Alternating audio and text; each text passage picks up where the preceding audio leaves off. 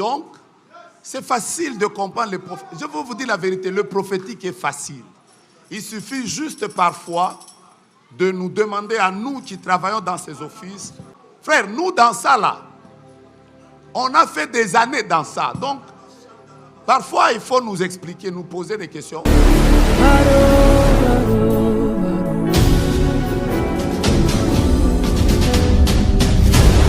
Très important, je le sens, parce que de plus en plus, je me rends compte que beaucoup de gens ne maîtrisent pas. Je vais vous le dire.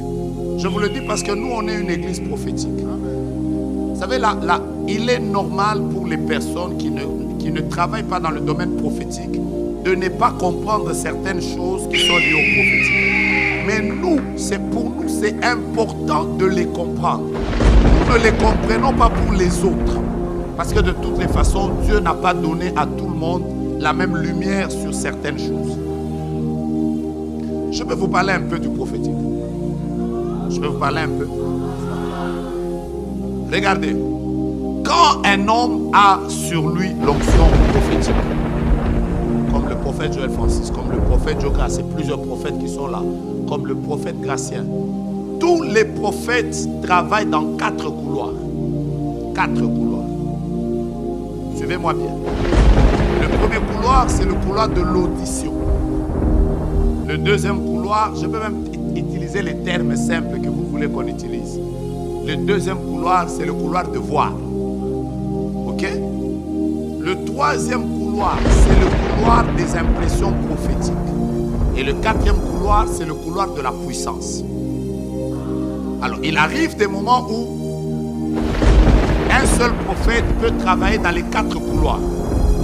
Il entend, il voit, il sent et il demande.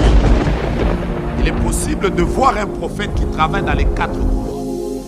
Mais il est aussi possible de voir un prophète qui peut toucher aux 4 couloirs, mais il y a une exagération dans un seul couloir. Quelqu'un me saisit? C'est comme ça qu'il y a des prophètes. Même si vous vivez avec eux, par exemple, celui qui est dans le domaine de l'audition, vous remarquerez que dans son ministère, il y a beaucoup de paroles de connaissance, des paroles de sagesse et des prophéties. Parce qu'il entend, il n'est que porte-parole. En réalité, en hébreu, c'est ceux-là qu'on appelait les nabis. Vous me suivez? Il y a d'autres prophètes, le couloir dans lequel ils sont. Ce n'est pas qu'ils ont pris un autre ministère qu'on appelle, qui dépasse le prophète. Non. Le couloir dans lequel ils opèrent, c'est le couloir de voir. Ils voient des visions, ils voient des songes, ils voient des apparitions. C'est leur couloir. Il y a aussi des prophètes qui sont dans les impressions prophétiques. Je sens, j'ai senti sur ma chair, pendant que j'ai prié, j'ai senti un frissonnement. Il est dans les impressions. Mais il y a aussi des prophètes qui sont dans la puissance, miracles, guérison et tout ça.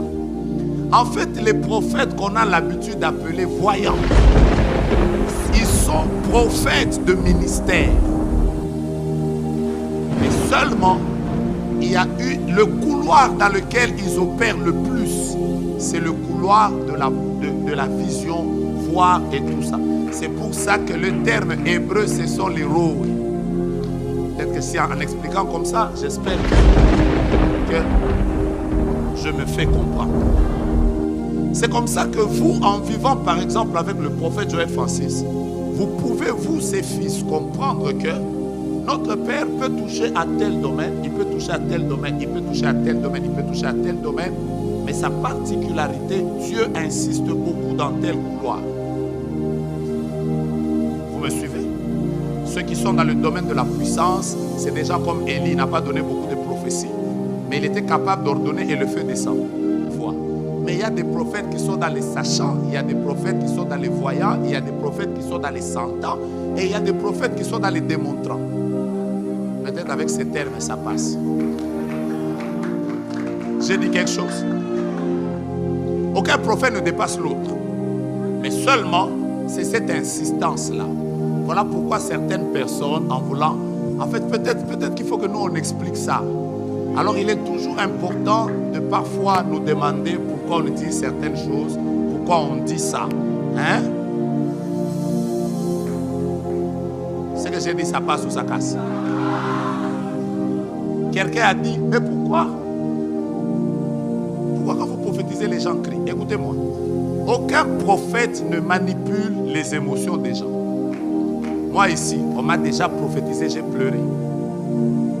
Mes frères bien-aimés, toi tu as déjà vu un secret que tu as caché dans ta vie. Personne, quelqu'un vient. Dans la parole de Dieu, il y a eu des personnes, juste en voyant Jésus, elles se sont prosternées. D'autres ont fui. Ils ont vu seulement Jésus, ils ont compris ils sont tombés dans l'eau, ils ont porté l'habit qui s'appelle l'eau. Tu comprends? Les réactions face à la manifestation de Dieu, personne n'est léger. Faisons un exercice. Quand vous regardez le prophète Joël Francis, dans quel couloir il travaille le plus? Puissance. Hein? La puissance qui est la moyenne. Hein?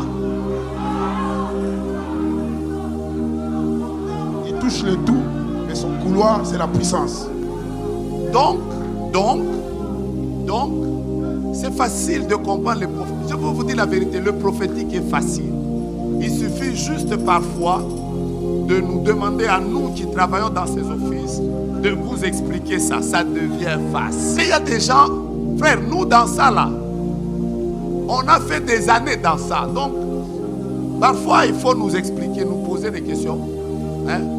Moi un jour j'ai pleuré, moi prophète Joe Grace, après avoir beaucoup prophétisé, je vais me marier. À l'époque l'argent difficile, j'ai $300 en poche. J'arrive à Victoire.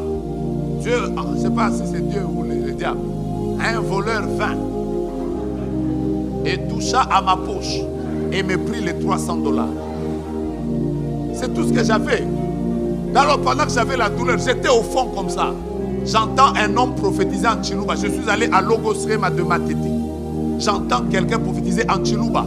Je l'entends seulement, il dit Songwalume. Il dit jeune homme, ok, jeune homme. Je me suis mis debout. Après il a dit, tu sais toi, tu auras beaucoup d'argent. On vient de te voler l'argent.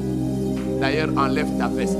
Parce qu'à l'époque, vous savez, nous on portait les vestes. Nous-mêmes, on ne savait pas si c'est nous qui portions les vestes ou les vestes nous portaient. Mais nous portions quand même. Il a pris la veste. Il a dit, mets ça devant. Il a dit à toute l'église, donnez à cet homme l'argent. Parce que cet homme aura beaucoup d'argent dans la vie. Les gens m'ont donné de l'argent. Il a pris tout cet argent. Vous savez, ça faisait combien? Moi, j'ai perdu 300. Il m'a donné, je crois, presque 1200. Après, il a dit, toi là, il a pris tout cet argent, il a dit, je te le donne. Mon frère, moi, je suis au fond. Moi-même, je sais que Dieu voit. Après, j'avais des larmes. Est-ce que c'est lui qui m'avait dit de pleurer? L'ascension n'est pas une affaire des personnes qui se recherchent dans la vie. Non.